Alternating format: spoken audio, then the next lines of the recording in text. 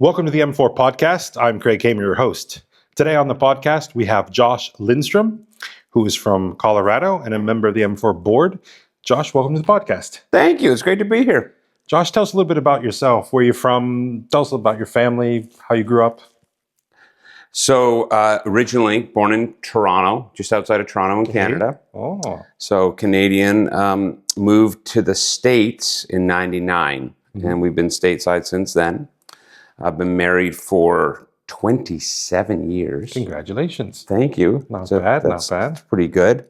To Kimberly, and we have 3 sons, Caleb, Jesse, and Ezra. 19, 16, 15, soon to be 17, 16. Went with the Bible names. You know, it's so funny you should say that because they are there. We didn't realize that when we did it. I'm kidding. But good names nonetheless. Good names, yeah, solid. Okay. What kind of family did you grow up in Canada? Grew up in a Christian home. Was really impacted by some grandparents that were very, for their day, had an incredibly modern view of don't get caught in the trappings of fights and arguments. Where do you stand with Jesus?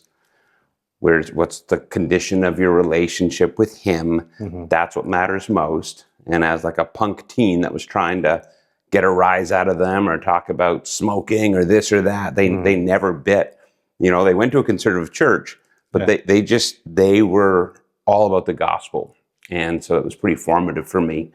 And I'm probably, I would say, in vocational ministry in large part because of them.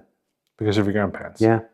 Wow. Yeah. Did you grow up with any brothers and sisters, big families? I have one sister, 3 years younger. She was the favorite. And how did you start? When did you meet Jesus? So I remember I made a profession of faith when I was 9 at a summer camp, Christian summer camp. And throughout high school, though, I drifted hard. And so I had for me, it was a radical returning to the Lord right before my 18th birthday. So I think I was legit at 9. Okay. But certainly can say at 18 is when I decided that this was going to be for me. And what happened? What was dramatic about it? It was having grown up in the church. I had church friends and I had school friends. I went to a special school outside of my district. And so that meant that like church friends and school friends were separate. And I ended up just being very duplicitous. I knew the church answers. When I was the church people knew what to say. But then doing a lot of music, just not a lot of good stuff happens after rock shows, you know? And if you'd asked me, I would have told you I believe the gospel, but I just did not live a life that would have pointed to it. And days before my 18th birthday, I could take you right back to the spot. I was walking to a coffee shop, and I really feel as if God cuffed me on the back of the head and just said, you got to make a choice. Like a dog that was on a chain and just kind of ran out of chain and his body kept going, but his neck stayed. And I went straight home and I went into my bedroom and I just said, you got me. And for me, it was a return to the Lord. And at that point for me, feeling like and I'm going to do vocational ministry, be a pastor, which like 3 hours before would have been the most lame job one could do. And then in a matter of moments, I was like, I'm in. Wow. Yeah. So tell me a little bit about the journey from that moment to pastor. What happened in the middle? So it was Canada at that point, the province I was at had this weird 5th year of high school thing you did. And I went back in that fall. I was going to be a missionary. I was going to be on fire, live my faith. First part of the year, did everything I'd always done, except now I felt guilty. Second party of the year, I'm like, okay, now I'm going to do it different. I did everything I'd always done. And so I essentially put myself, no one told me, I just on like self-imposed house arrest. I never went to another party. I never went out with school friends. Wow. Dropped the band, didn't go to prom. I watched Miami Vice on Fridays, watched Dallas. I got into Dallas. When Jock died, I was so sad. Yeah. and I needed that time to kind of grow. I didn't want to go to Bible college because I knew I was good at saying the Christian stuff around Christians. Okay. I wanted to go to a secular. I had to know for myself that I could live this life around people that didn't believe it. Okay. And so studied music in college, and started getting involved in churches. During college, was a middle school intern and became the youth pastor, and that just sort of began that journey. Mm-hmm. So you were a youth pastor. Did you ever go to seminary or study? Yep. So when I was, I served as a youth pastor for about 4 and a bit years up in Canada. And then I went and did another stint in student ministry, 2 tours in student ministry, the second one in Chicagoland, in northwest suburbs. And while I was doing that, I went to Trinity Evangelical Divinity School, which is where I got my MA. Mm-hmm. Wow. And then from there, did you get involved in church planting or pastoring, or what happened after that? Yeah, so I was serving as a high school pastor at a church. And that church had started to do a lot of, like, church planting was like a thing, like they were talking about it. And truthfully, I wasn't interested in it. I think Why not? it just selfishness, probably, fear. Our student ministry, our high school ministry was rather large, and so it felt I was teaching. It had like a certain amount of like security, and It's almost like a step down if you church plant, like you go back. in a way. And my wife and I was asked to be the best man in a wedding in England. And we had spent some time in the Cotswolds, and we were in this place that was super old. And it was like a little living room, and we would hike by day and read by night. And it was maybe the first time in my life I studied Ecclesiastes, just kind of reading through it. And being in this living room, I thought, how many Christmases have been celebrated in this very place? And all those people are gone. And then it's a little morbid, and I think the Lord sometimes is sarcastic with me because it's a good teaching tool for me. And it was like, well, what if the plane goes down on your way home and you're standing before me? How did that not church planting thing work out? Interesting. And I just really felt like it was just fear of failure, fear of stepping down, and how foolish in light of the Lord we serve. So we went back and was like, okay, we're going to plant a church. And we were thinking we were going to plant in Chicagoland, right near Wrigley Field. And then through some relationships at the church, people I didn't know, but they had heard me preach, and they all got moved, like down to Winston-Salem, North Carolina for work. That's quite a distance away. Quite a distance, very different than Chicago. Yeah. And when they called, they felt this desire to plant a church down there that had sort of like some theological depth to it, but at the same time, not some of that cultural button-down suits and ties that you can get in the South. And so we ended up moving down there. We planted Salem Chapel with them, and we were there for 10 and a half years before moving to Colorado. And we've been there just over 10 years. And that was 10 years you were planning the church? It's now been how long since the church was planted? They just celebrated their 20th anniversary this fall. 20th anniversary. And it's still going? Yep. And doing well, even without you? Oh, yeah. Better. Doing better? Yeah. That's great. So now you are the pastor at Woodmen Valley? Yep, so Woodmen Valley Chapel. Woodmen Valley Chapel. Tell us a little bit about that church. So we are a non-denominational multi-site church.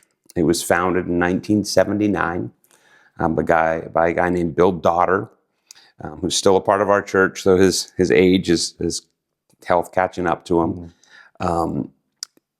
It's sweet. It never really... Our original campus is sort of laid out like my grandpa's cottage. It's just buildings everywhere. And it just really had the vibe. It's a church I didn't really think it would be numerically kind of big, but it's just increased over time. Our style would be, contemporary experience, but theologically we're pretty conservative on a lot of those hot topics. Okay. And when you say big, what does it look like across campuses on a typical Sunday? So we have services Saturday night and then on Sunday. And on a typical weekend, we're about 8,000 in attendance. 8,000. Okay. A little bit larger than most churches in Europe, I would say. Larger than many of the churches in Europe. And we've had a chance with M4 to come in contact with several Woodmen staff members and people. And they are just of incredibly high quality.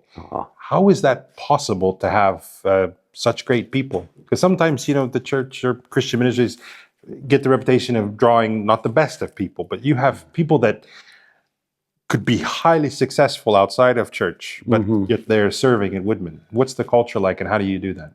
Wow. I think God's been very gracious to us, certainly. But we do take hiring, we take it slow. We'd rather limp along before making like a choice that we might regret. Okay. So we're really intentional with character. We certainly want competency, but character, we want a certain kind of person. We don't want divas. We want to have team players. And that, our worship ministry actually doesn't have divas. We try to get people who are down to earth.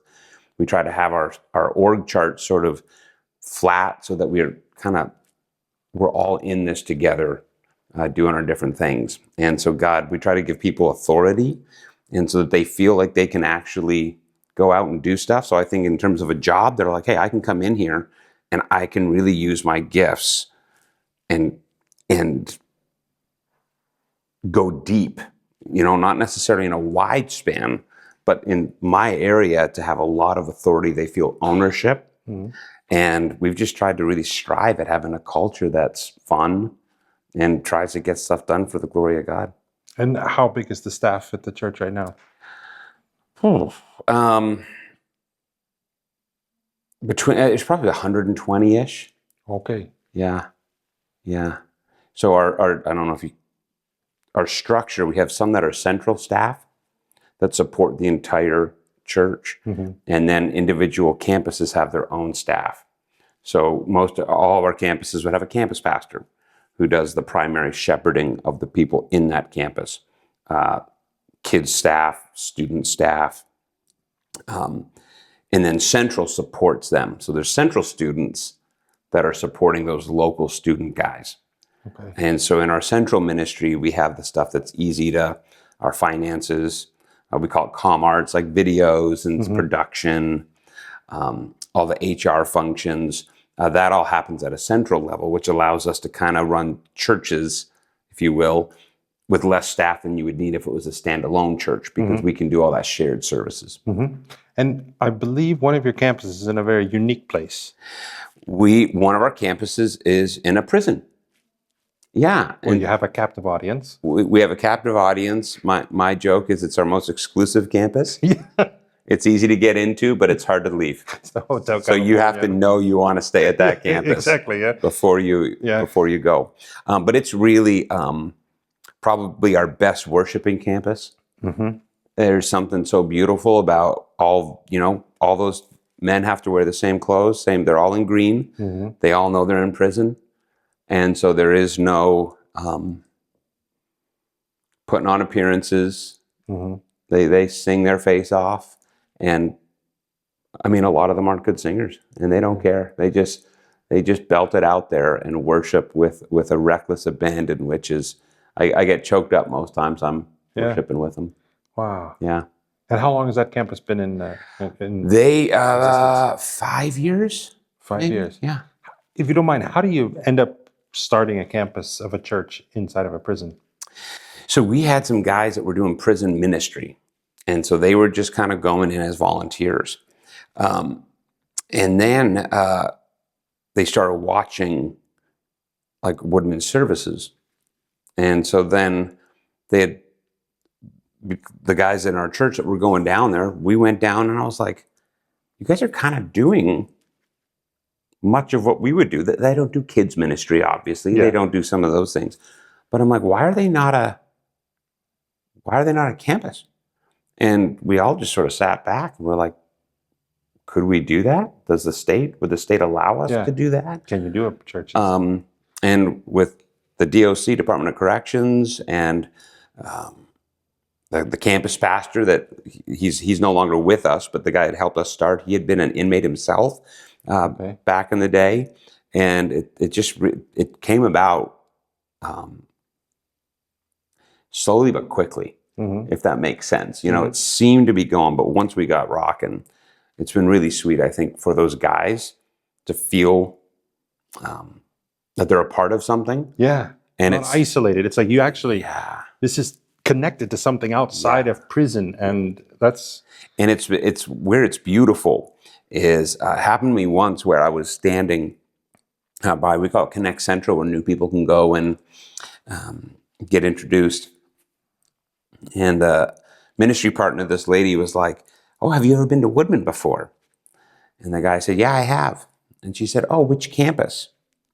And he sort of sheepishly looked at his feet and he was like, "Ark Valley."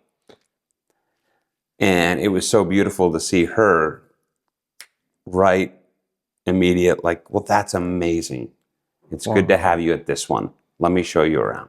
That's cool. So it's been beautiful for those on the outside. Been hard. We've had some times where they'll see on the screen maybe an offender that they were a victim. Like these guys, they're in prison for doing crimes. So that's been difficult, but it's really given us some tangible. Jesus said, "When I was in prison, you visited me," and we can say, "Hey, we're trying to get after that." That's great. Yeah. I want to talk with you a little bit about setting goals in ministry. We once had a conversation where you were sharing about how you, as a ministry, set goals, what people can do, what God can do, and how do you balance those two things? And I think that's a pretty common thing that goes on. We like to set goals, we like to work towards things, but in ministry, there's so many things that are also completely out of our control. Yeah. How do you balance those things, and what's kind of the system you've come up with at Woodmen? We call it our ministry action plan, and basically trying to delineate what are we going to do, and what are we hoping God will do. And that discussion I think we had originally, it sort of came out of an idea that you could have two youth pastors. One's at a church that has some lead pastor that a bunch of parents like, and they start attending, and that youth pastors group grows because they just have high school students. But maybe that guy never works. But you look at it and his group has grown.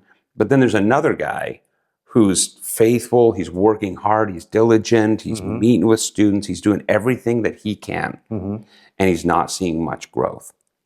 And if you were to step back and look at it, you could maybe say the one guy's successful because you can count heads and the other guy's not.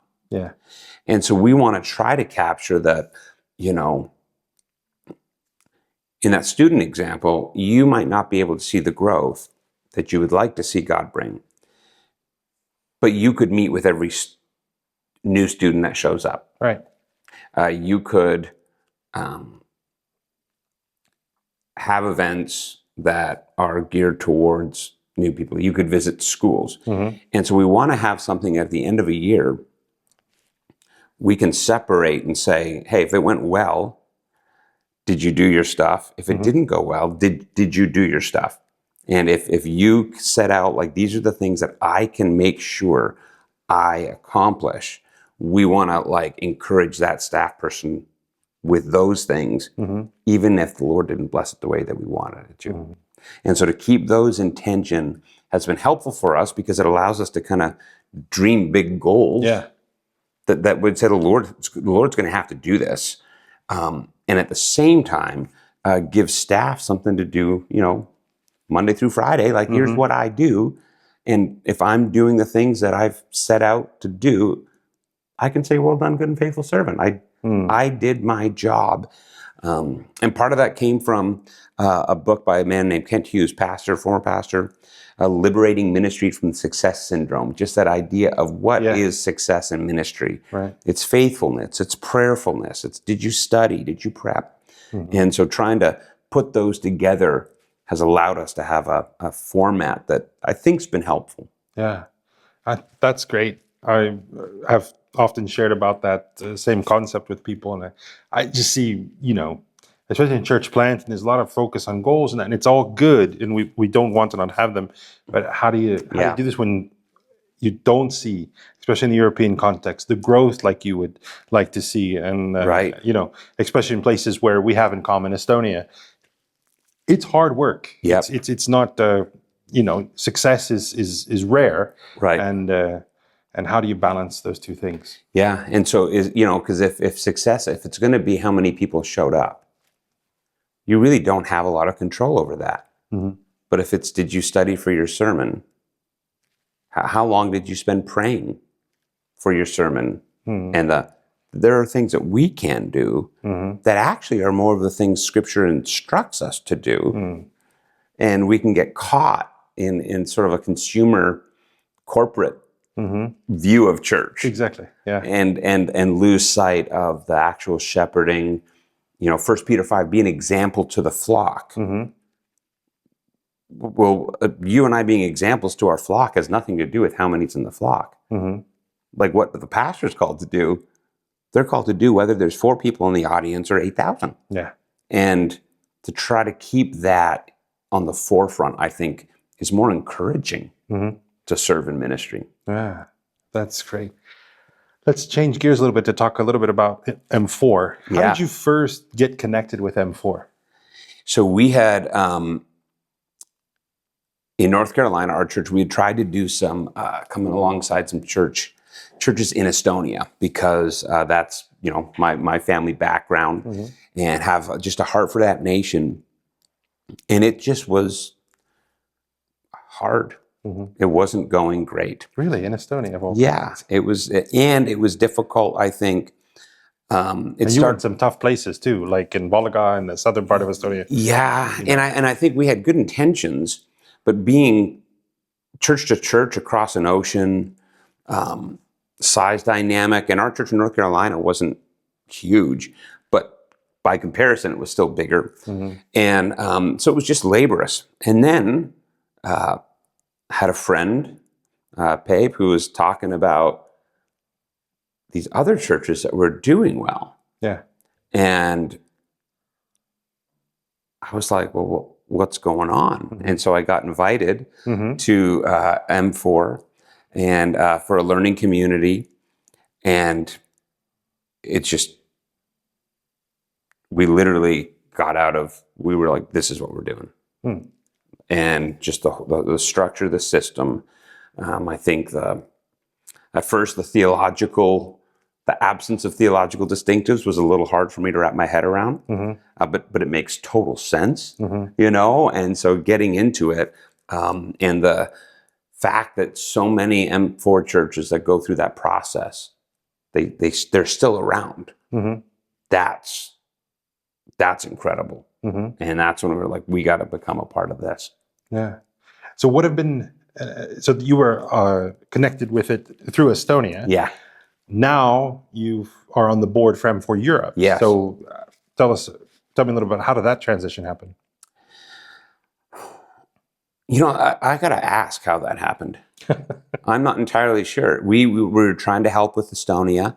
And then, Oyvind had come over a couple times and been at some of those learning communities. And I think when they were putting the board together, because this is the first run at the board as M4's grown and taking these organizational steps of, maturing, I think they wanted to have some American representation on that board.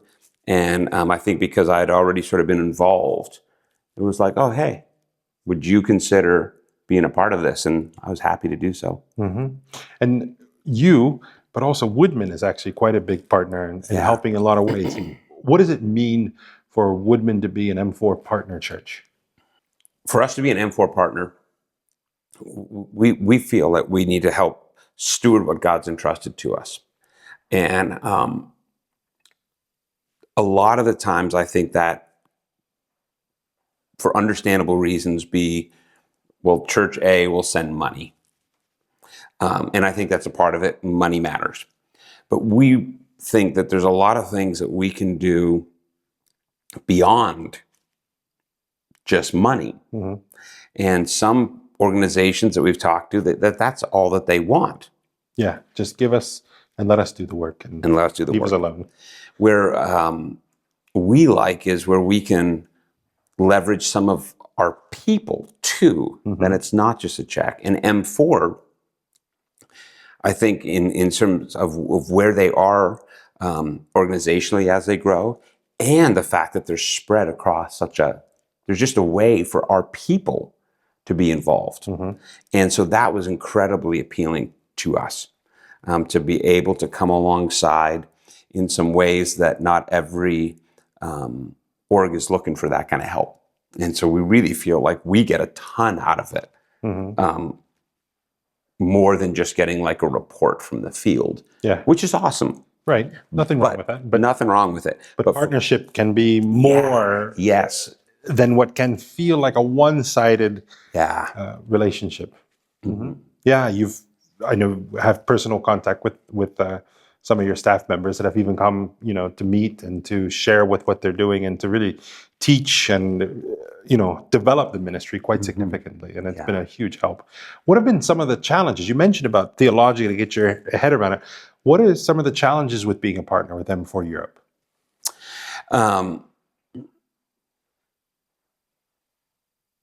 That's a good question.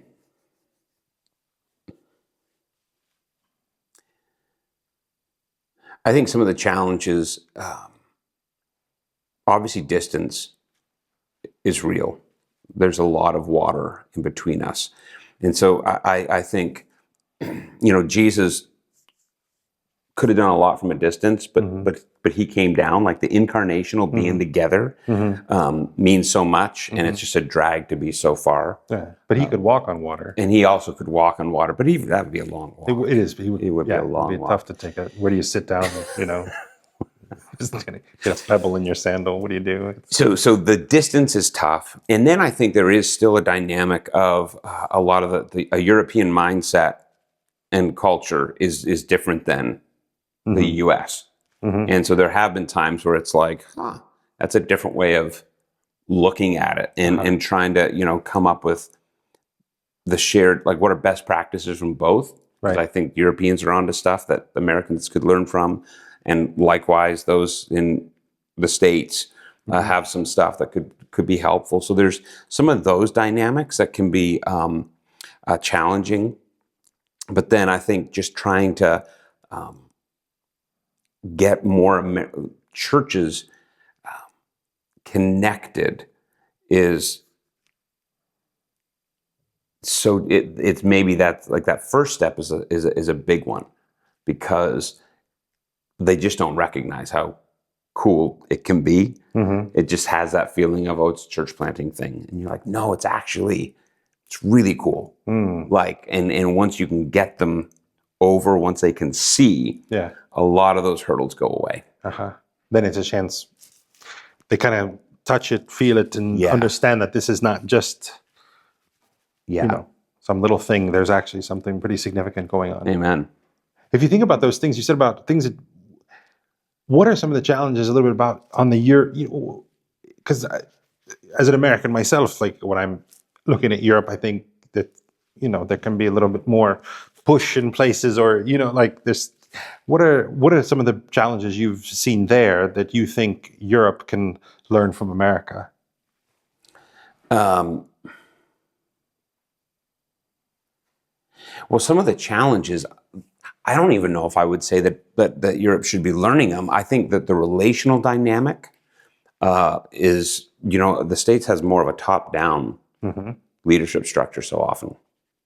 And it can be effective because you can just get things done. Right, just do it. I tell you, you do it. But we also have a lot of vocational, in church specifically, obviously, like vocational pastors, where a lot of these, they're going to be bivocational. So the thing that appealed to me about M4 originally is this emphasis on team. Certainly there's leaders, but like it's team-based, and it allows for the that bivocational nature. But then that is by nature going to probably be slower at times when it comes to decision making. And so there's things that it could just be, well, let's just do this and do it, and then on the European side, well, let's talk about it. Let's dialogue. And you're like, why do we need a dialogue? It's just simple. Yeah. You know, Just do it. Just do it. So that's been a unique one. And then you factor in that even in our discussion so far, we've been talking about Europe. But the people in Estonia don't think they're French. Right. And the French aren't identifying as Spanish. So you have so many unique differences in the nations themselves. Yeah. That I think is hard. Yeah. And just another layer of complexity. Yeah, that's definitely one. If I think of the two contexts, the U.S. is not tribalized, Right. though there are, portions you could segment it, but in Europe it really is, there are like tribes in a way, the nations, and then inside there are more, and then regions and larger nations and everything, and so the languages and everything separates. So it's a much more complex, situation. If you were speaking with church, another pastor, or people about M4 Europe, why should they partner? How would you encourage them to consider partnering with M4 Europe? There's been a couple of guys that I have done this. If they were my friends and I had some relational chips, I would probably just skip ahead and say it's going to be your best return on your investment you could find. Like really, I think the average M4, the rate of retention, churches that continue to go on, it exceeds what we're doing in the States. And so if you're looking to put your resources towards something, you're not going to find much, I think, that will give you as big a bang for your buck. Okay. And buck being your times, your talents, not just all your resources. Your resources. Yeah. And so I think that's one of the amazing, really strong sales pitch for M4. The other side is it does allow, there's some people that want to have like a church-to-church relationship. And I think M4 does kind of allow that. You can be introduced to some plants and you could just have a relationship with them. But you also could say, we have a heart for a nation or a continent. And so depending on the size dynamic of the church, depending on because you can have guys that like family heritage, we have a couple in our church, she's German. They're all about Germany. So they want to invest in Germany. And they can do that through M4. But then you could have someone who's like, man, we just want to be a part of a local church in Europe. We don't care where it is. Well, what about this one? Oh, that's awesome. You can connect that way too. And so it gives, because, sometimes with organizations, and I understand, like they have to delineate some lanes, that this is how you could partner with us. And it's just by some of the things that make M4 complex. The positive is it gives a lot of lanes for involvement. And so I'm like, if you want your money and your time and your resources to really matter, they do a good job. And there's a lot of ways for you to get involved in substantive ways. And so I think those would be the push. That's crazy. That's good. Yeah. I like to think, there are so many different opportunities, so many different places, so many different, people, family heritage, when you look back that you can invest and be a part of that. And I think a lot of churches do look, in a way, you want to make sure that you're faithful with those, with the stewardship, with what you've been given. People have given their time, they've given their money, and you have a missions committee or whatever, and you want to use that money wisely. So what do you see your role in the future, in the next maybe 5 years, in involvement with M4 Europe?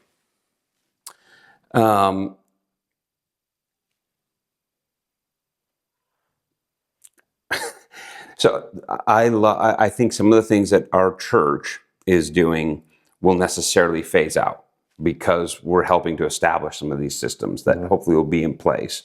And so we don't anticipate having that kind of involvement. I feel like my role on the board, I feel like I'm just serving at the pleasure of the king kind of there. If I can be of service and if we can come alongside that board, awesome. If there comes a point where they're like, we don't need you on the board, I'm like, that's great. Mm-hmm. I want to see M4 flourish in Estonia. Yeah. I want to see more churches planted in Estonia. I want to see the gospel go forth in that nation in particular. And I love the stories from other nations, but if you all decide to kick me out of everything, Mm-hmm. you're still going to see me showing up in that nation, because this is a platform that works, and that's a place that needs it.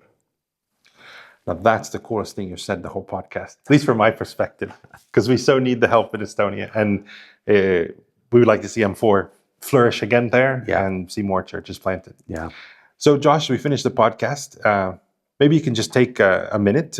What encouraging words would you like to give to people who are listening today, and maybe specifically to pastors, mission churches, organizations, people that might be considering investing in M4 Europe and partnering with them? Yeah. I think I would say don't confuse speed with spiritual. Sometimes I think we look at things that we're like, if it's moving fast, if it's growing quick, that's God at work. And it certainly could be God at work, but God works in slow ways too. And when you think about maybe like a guy like Moses, who has his little mistake, we'll call it that, and then he flees Egypt, he's 40 years shepherding in Egypt before the burning bush happens. And you'd like to think that at year 32, he probably had a lot of things figured out. Year 37, maybe could have been ready. But it took 40 years.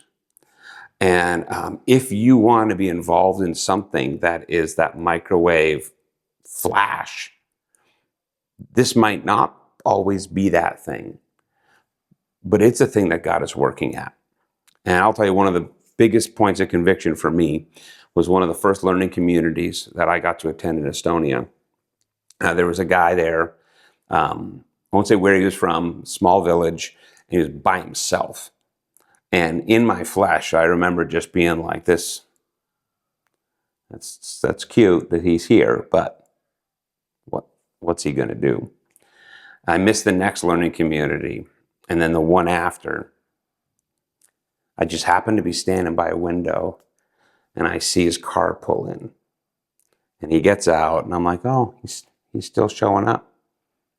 And then I see the 3 other doors of his car open up, and people walk in with them, and then another car come, and more people come. And, 9 months earlier, you would have looked at one guy and thought, there's not much going on. And 9 months later, there's people who had come to saving faith in Jesus who are now a part of this church. And I was wrong for having judged by appearance and numbers. And I would just encourage you to not make the same mistake I did. Josh, thank you so much for being part of the podcast today. Thank you for having me. Thanks for sharing all that you shared, and thank you for your love of Europe and your love for Estonia. Amen. That's been the M4 podcast. Josh Lindström has been our guest, M4 board member. If you want to learn more about M4 Europe, you can check out our website, m4europe.org. If you are interested in supporting us, especially financially and with other resources, you'll find all the information there at our website, m4europe.org. We'll see you next time.